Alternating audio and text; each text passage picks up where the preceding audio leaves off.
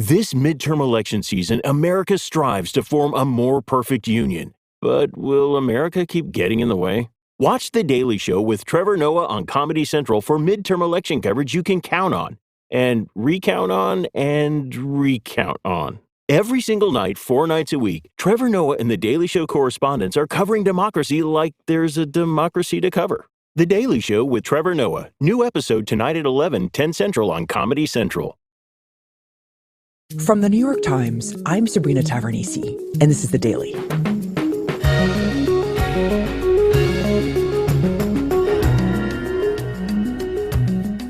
At the beginning, Twitter was a place for underdogs, a public square where people could challenge those with money and power.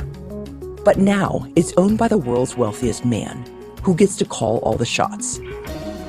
Today, I talked to my colleague Kevin Roose about Twitter's next chapter.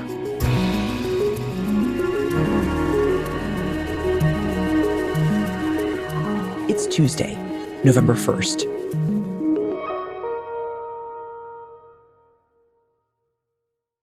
So, Kevin, I'm just going to say it. Elon Musk finally owns Twitter. Surreal, isn't it? Completely. Yeah, I've had to sort of digest it over the past few days as well, because this is this thing that has been looming as a possibility for so long, but a lot of people kind of doubted that it would ever come to pass. And now here we are. And Kevin, when the deal finally went through, there were these photos that emerged of Musk actually walking into the headquarters of Twitter carrying a sink. Like, what was that? You know, the best anyone's guess is that it was just a prop for the ensuing joke that he made on Twitter, which was, let that sink in. Ba-doom-tsh. Oh, boy. And, you guys have a sound kit? Can we get a rim shot? So, Kevin, this was all pretty surprising, right? Because, just a few weeks ago, the universal understanding was that Musk did not want to own Twitter and was doing everything possible never to own it. I mean, he'd made this $44 billion offer, but he'd had this massive case of buyer's remorse and tried every which way to back out of it. Yeah, so he initially offered to buy Twitter in April at a price of $44 billion. Then the economy tanked, and Twitter's stock, along with other tech stocks, fell dramatically, and it no longer looked like such a good deal to him.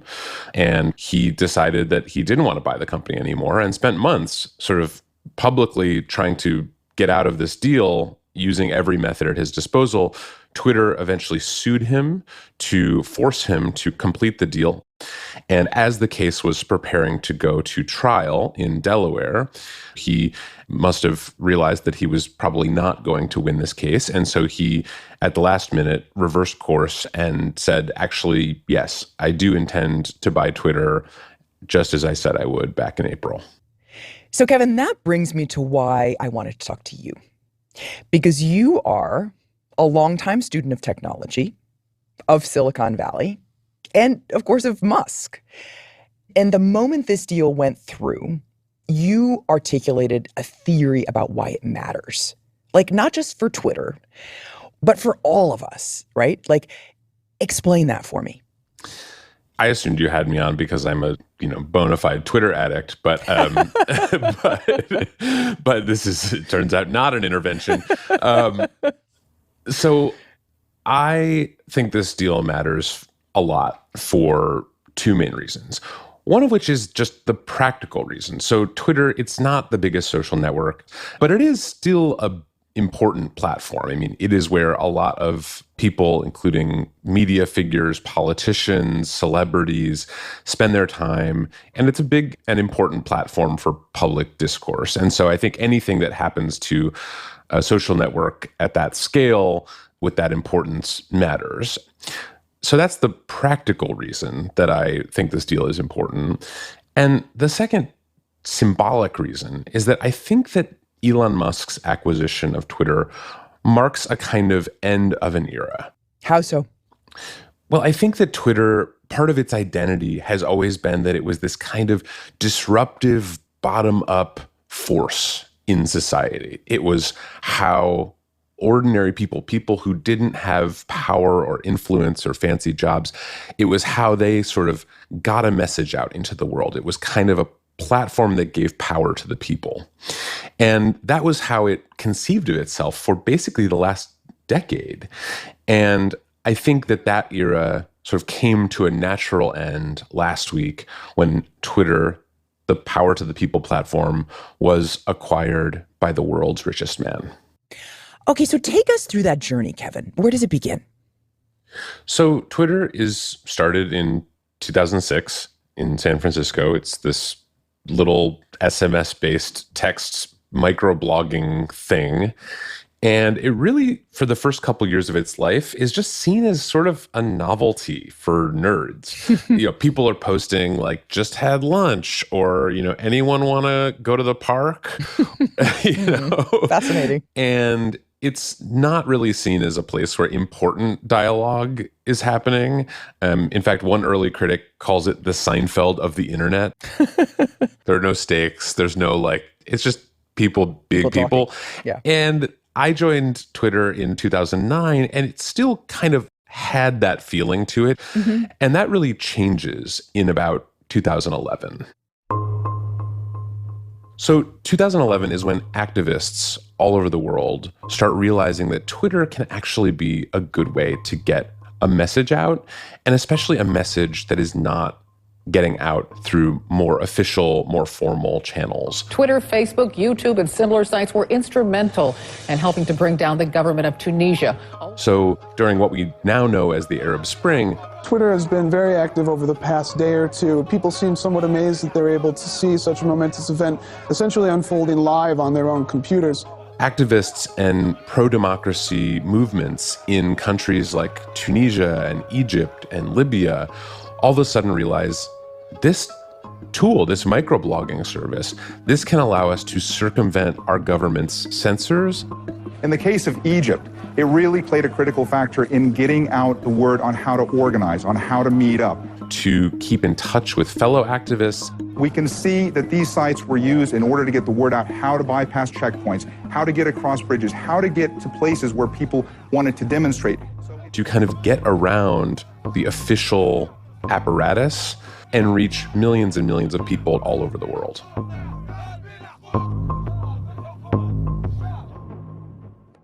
And this was not just happening in the Middle East.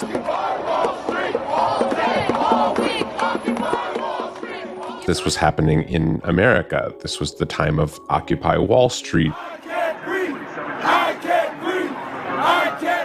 It was also around the time that people on Twitter started protesting racial injustice and police violence.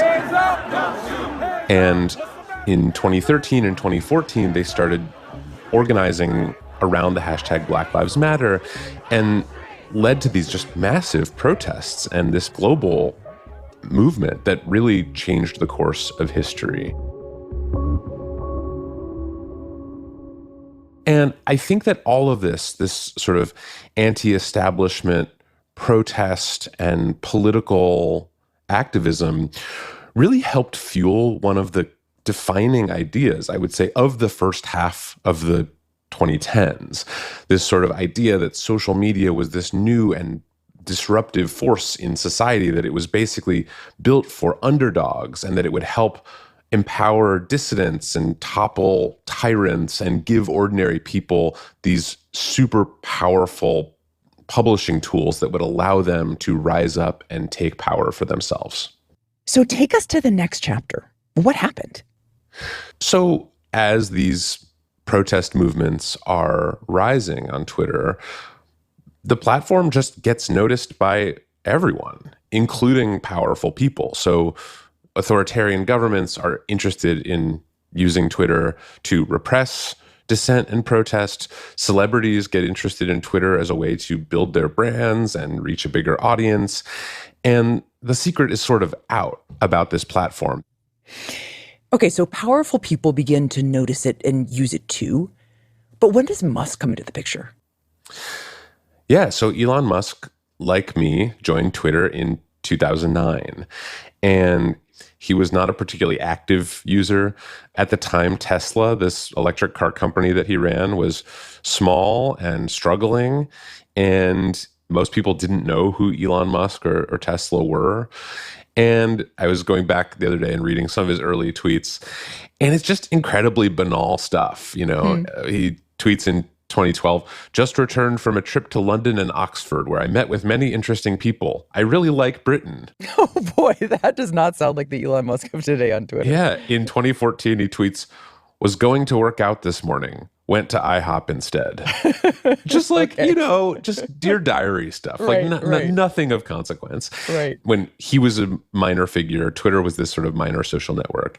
But then sort of toward the middle of that decade, things start to change. So Twitter is growing and has the attention of many, many people now. Elon Musk's profile is growing. And the way that he uses Twitter starts to change as well.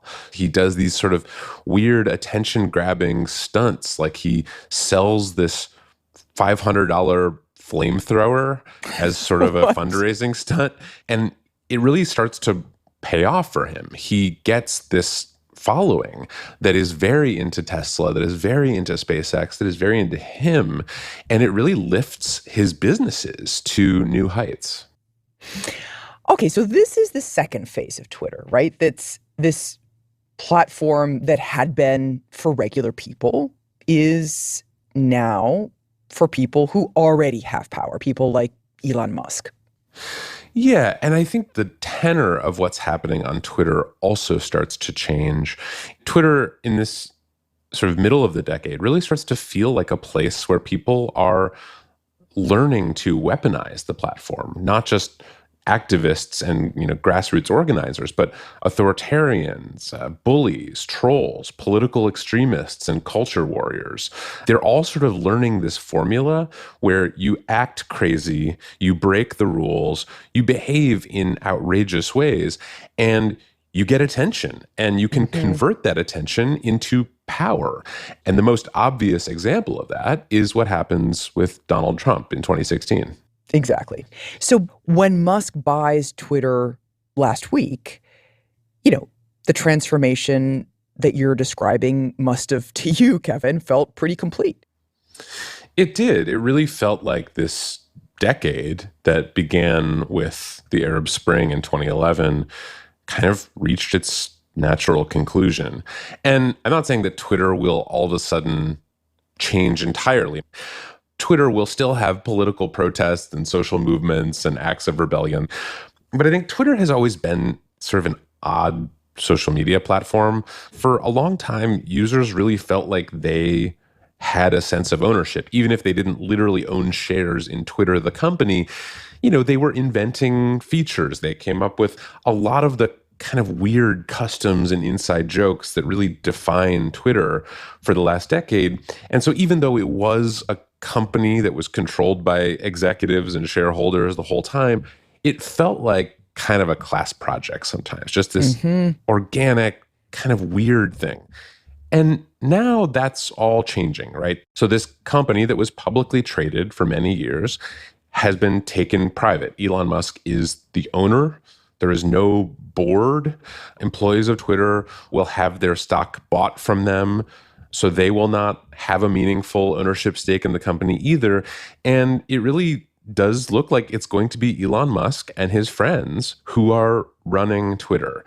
And that is just a very, very different thing than Twitter felt like for most of its history. So it goes from this public spirited college project to the private domain of one man. And not just any man, but the world's richest man, who is, I think it's fair to say, extremely unpredictable.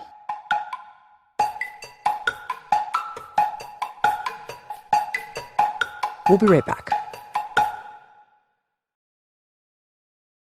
This is Kevin Roos. I'm a tech columnist at the New York Times.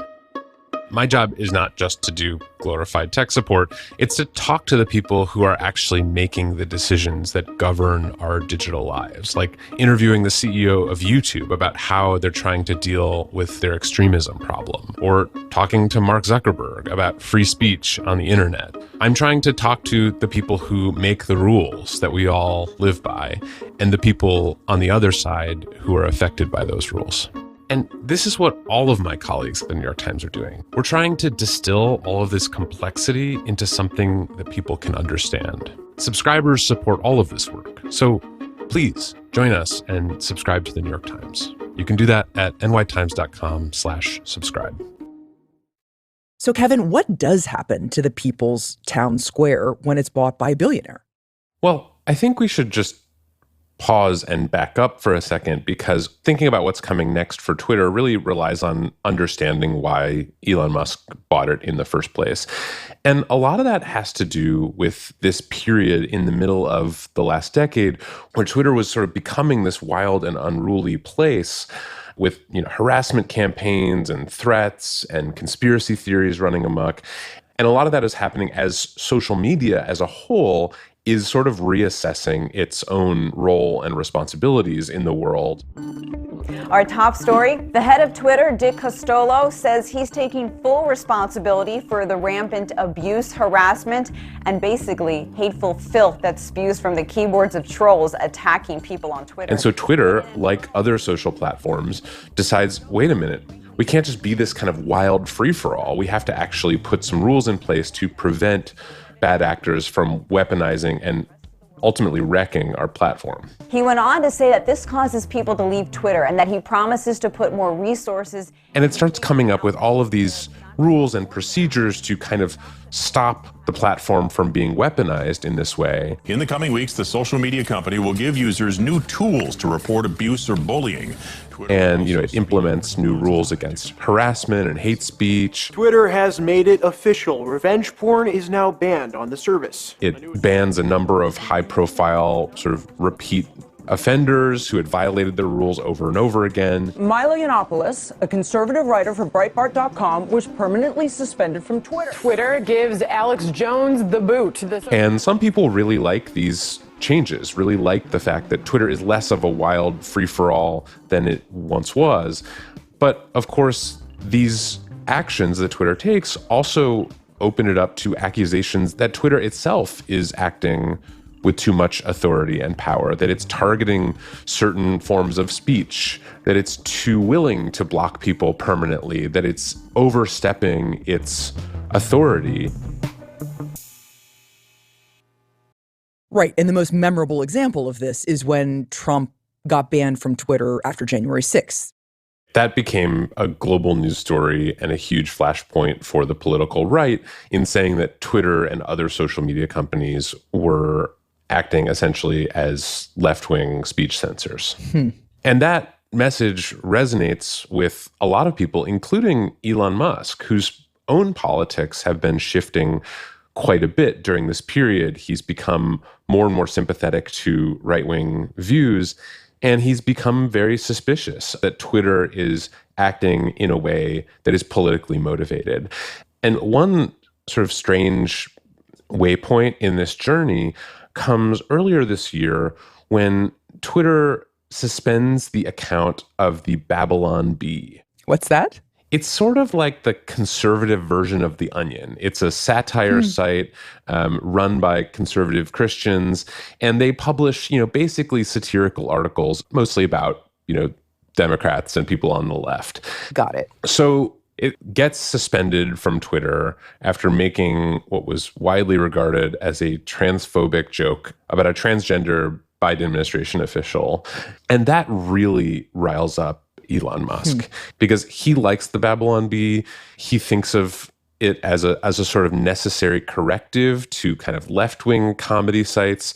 And he gets really mad about it. And that's when he starts tweeting and talking about, maybe I should buy Twitter and change the rules. So it was all about this Babylon Bee thing. I think that's a little simplistic, but I do think that there is sort of a strange kind of butterfly effect here where Elon Musk's favorite comedy site gets censored, gets suspended by Twitter. And that's sort of his breaking point where he says, okay, I'm not just going to complain about this on Twitter. I'm actually going to buy the company and liberate it. Mm-hmm. So when Musk says he wants to liberate it, it kind of sounds like he's saying that he wants to return it to its roots as the champion of the underdog. Is that right? Yeah, I think that's what he would say. I think he's really nostalgic for this period before Twitter and other social networks really took a heavier hand in moderating their platforms. He kind of liked the spicy Wild West free-for-all that Twitter was. And I think that's what he's been aiming for with his version of Twitter, is to sort of, in some ways, bring it back to that earlier, less moderated, less policed version of itself. But at the end of the day, Twitter is a business, right? I mean, and he needs to grow the profits of that business, to take it seriously as a business. So how do you see him balancing these competing demands? It's going to be very tricky for him. I mean, not only does he have strong beliefs about social media and Twitter and what kinds of content it should and shouldn't moderate, but now he has a whole group of fans and supporters, including many on the political right, who are expecting him to, as he put it, free the bird. But he also, you're right, has these real business pressures now. He spent $44 billion to buy the company. He's taken on debt, which he's going to need to start paying back. And he needs to make this company a much better business very quickly if this deal is going to work out for him. And so I think Elon Musk is really rapidly running into this central tension that I expect is going to be the sort of biggest question and source of uncertainty with his governance of Twitter are the steps that he's going to take to open Twitter back up and make it a more free place also going to make it a less profitable business. And Kevin, is there any sign of which direction he is going to go? I mean, is this going to be old school Musk who wants to free the bird, or new Musk who wants to grow his business and make sure his investment doesn't evaporate? I think in a confusing way, it's going to be both. So what we've seen from Elon Musk since this deal closed last week is sort of this veering between these approaches. So, right away he tweets, "The bird is freed." He tweets, "Comedy is now legal" on Twitter, essentially saying like the Babylon Bee and other, sort of edgy comedic voices can exist on the platform. We're not going to ban them anymore. Mm-hmm. But then he has also made some edgy tweets since this deal closed. Over the weekend, he tweeted a story making baseless allegations about Paul Pelosi, Nancy Pelosi's husband, who was recently attacked in his home. And so he posted a very specious story about this attack and some of the reasons behind it as a reply to Hillary Clinton, weirdly, and then deleted that after he was accused of spreading misinformation and conspiracy theories. So old Musk. Right. But then we've also seen glimpses of this sort of more moderate Musk. He released a statement last week after the deal closed, which was basically a plea to advertisers, the people who account for about 90% of the company's revenue at this point, basically saying Twitter is not going to become what he called a free-for-all hellscape. Whoa, interesting. He said, basically, Twitter is not going back to the way it was before we took all these steps to make it safer, not just for users, but for advertisers. So advertisers, please don't get scared and leave Twitter, because we are not going to throw open the gates and let anything go like we once might have. So this is kind of a chastened new Musk. Well, it's a Musk who realizes that in order to have this deal work, Twitter can't lose all of its advertisers and a big chunk of its users overnight. He has a lot of his net worth now wrapped up in the fate of Twitter as a business. And he understands that until Twitter stops being dependent on advertising, it's going to need to be a more tightly moderated place. I've stopped making predictions about Elon Musk a long time ago. But I think we can expect to see some lurching between these two approaches. And ultimately, I think he's going to really resist giving either of them up, and he's going to want to have his cake and eat it too. Kevin, thank you. Thank you. Kevin will be following what Elon Musk does with Twitter and other tech stories on his new weekly podcast, Hard Fork. We'll be right back.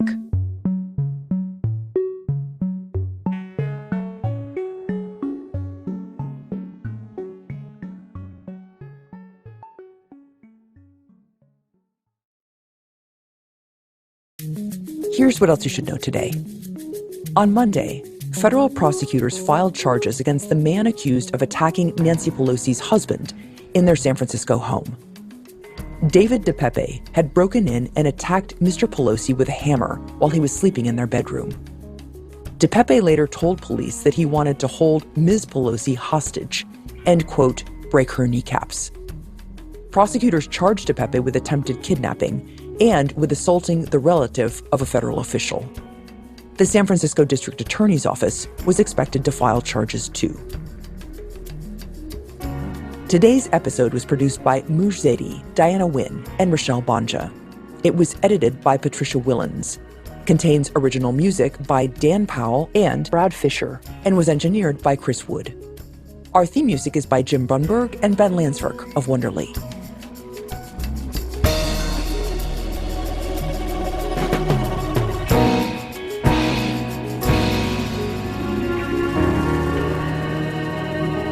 That's it for The Daily.